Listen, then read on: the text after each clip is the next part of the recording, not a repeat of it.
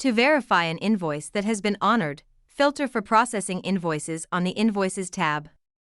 Click on the invoice you want to verify. You will find a View Receipt button on the right of the invoice. Click on it to view the receipt. Once you are satisfied or not with the receipt, you can choose to either verify or reject it. If you accept the receipt, the amount will be deducted from the student's owing balance, and their status updated. This invoice will also be found on the student's profile, under Active Invoices.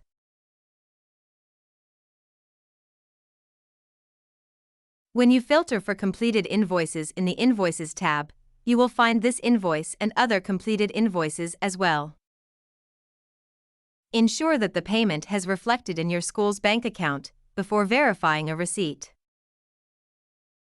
Greynote School Management Made Easy.